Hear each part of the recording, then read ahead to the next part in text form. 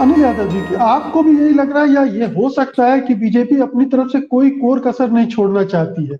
वो अपनी तैयारी है उसकी और उसने जो मुद्दे उठाए हैं, चाहे लव जिहाद का हो, 80-20 का हो, मथुरा काशी का हो, उसने अपनी उस ढंग से जो उसकी तैयारी का सबसे बड़ा हिस्सा रहता है, वो उसने किया है। लेकिन ये कुछ चीजें जो बड़े पैमाने पर लुभाती भी हैं लोगों को, और हमने देखा कि कैसे प्रियंका गांधी महिलाओं को आकर्षित कर रही हैं। एक बड़ा वोट बैंक है महिलाओं का।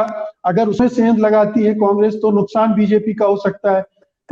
युवा अखिलेश यादव के साथ जा रहे हैं, तो क्या ये ऐन वक्त पर एक और कोशिश है कि जो बिखर रहा है वोट बैंक उसको संभाला जाए, जो तैयारी थी उसको और मजबूत करने की कोशिश के रूप में देखा जाए इसको?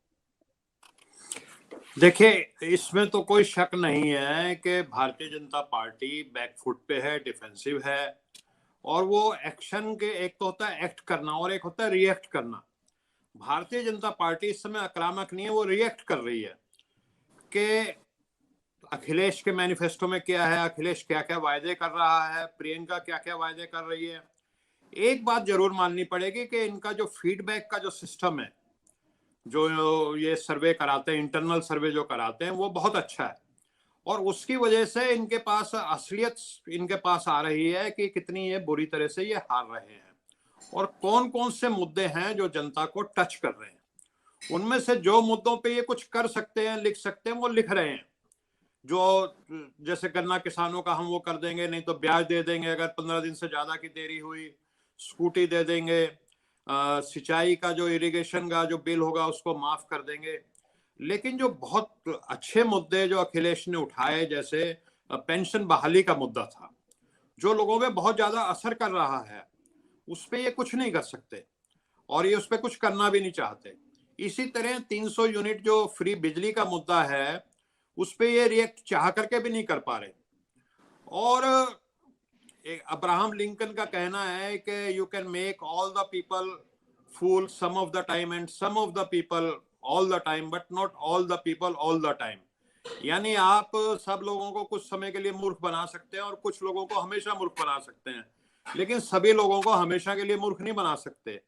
तो इनका जो बार बार पीछे भी चुनाव में इन्होंने जो वायदे किए थे, 2 करोड़ नौकरी देंगे, 15 लाख रुपए देंगे, जब इनसे किसी ने पूछा भाई आपका ये वायदे का क्या हुआ, तो बोले अरे भाई आप क्यों इसको सीरियसली ले गए, ये तो एक जुमला था चुनावी।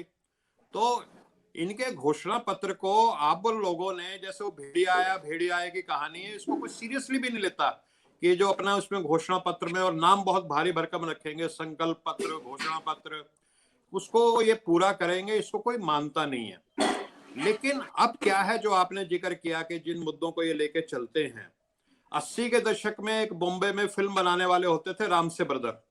वो भयानक फिल्में बनाते थे कि कब्र से कोई आदमी निकल आया, खंडर से आत्मा बस गई जा करके, और उनकी फिल्मों में बड़ी कामयाबी होती थी, वो अच्छी चलती थी, पैसा कमाती थी। और वो बार बार उस फार्मूले को रिपीट करने लग गए, फिर फिल्में पिटने लग गई, और आखिर में क्या हुआ कि वो राम से ब्रदर कंगाल होकर के उनको बंबई छोड़नी पड़ गई। तो ये कोई और मुद्दे को जानते नहीं, इनको एक ही चीज आती है कि कैसे इस तरह के हिंदू, मुस्लिम, पाकिस्तान, जिन्ना, इस तरह के मुद्दों को उठाया जाए, इसमें एक्सपर्ट समझते हैं। और इनको लगता है इन मुद्दों से इनको डिविडेंड मिलता है, इसीलिए इन्होंने घोषणा पत्र में ये लव जिहाद जैसा ये मुद्दा डाला है। तो अब जनता इनको समझ चुकी है, गोएबल्स को मानने वाले लोग हैं ये।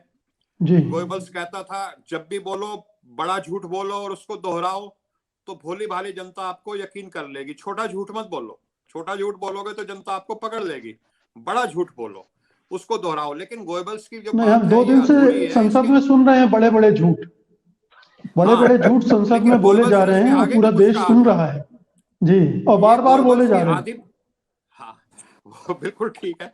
गोएबल्स की आदिभूत किसी ने कहा भी है संसद में कि जितना बड़ा बीजेपी का नेता उतना बड़ा झूठ बोलता है। लेकिन ये गोएबल्स की अधूरी बात थी। उसके आगे भी गोएबल्स ने कहा था कि ये तब तक आपका झूठ चलेगा जब तक इसके आर्थिक या मिलिट्री या राजनीतिक कुपरिणाम ना आ जाए। अगर इसके आर्थिक कुपरिणाम आएंगे तो फिर आपका झूठ नहीं चलेगा, ये भी गोएबल्स ने कहा था। उसको ये भूल चुके हैं।